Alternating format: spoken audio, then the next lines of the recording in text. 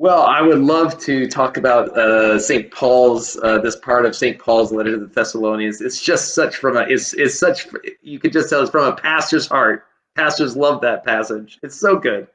But instead, I want to address, why we are reading from the Gospels. That in both the passage that we'll read in the mornings from the year two track, and the passage that we're reading in the evening, the Gospel passages in the evening that we read in the year one track.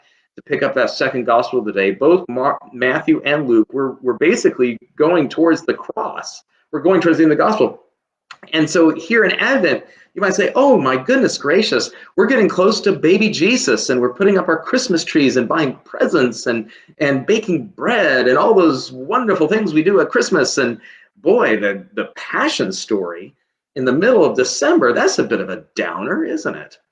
Well, so why would the church bring us through the Passion narratives in the middle of Advent, and so close to Christmas?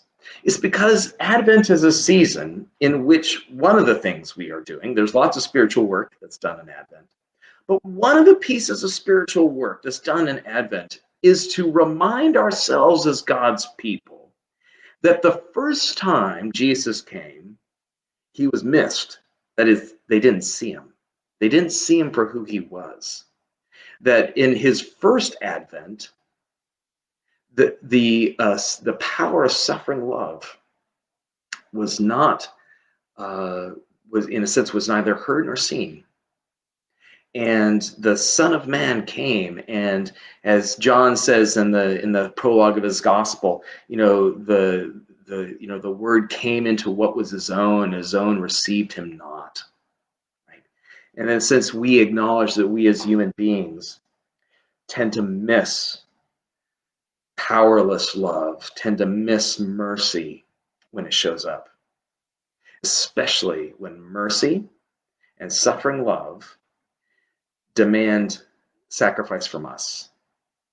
When it challenges our ways, when it challenges our comforts, when it challenges our death-dealing behaviors, when it challenges our immaturities, when it challenges our lack of charity for others, when it challenges those things, we tend to be blind to it.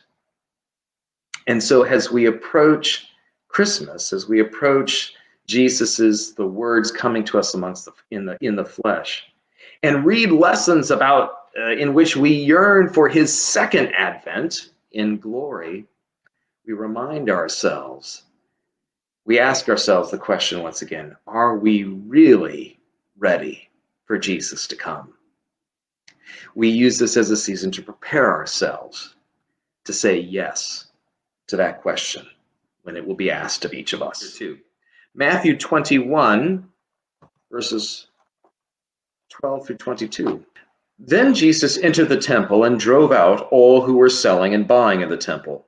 And he overturned the tables of the money changers and the seats of those who sold doves.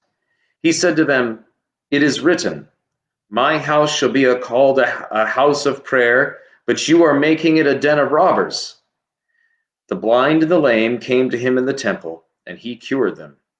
But when the chief priests and the scribes saw the amazing things that he did, and heard the children crying out of the temple, "Hosanna to the Son of David," they became angry and said to him, "Do you hear what these are saying?" Jesus said to them, "Yes. Have you never read, 'Out of the mouths of infants and nursing babies you have prepared praise for yourself'?" He left them and went out of the city to Bethany and spent the night there. In the morning, when he returned to the city, he was hungry. And seeing a fig tree by the side of the road, he went to it and found nothing at all on it but leaves. Then he said to it, "May no fruit ever come from you again." And the fig tree withered at once. When the disciples saw it, they were amazed, saying, "How did the fig tree wither at once?"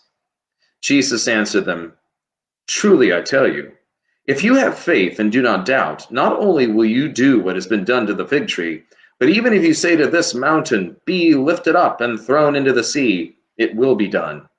Whatever you ask for in prayer with faith, you will receive." The word of the Lord.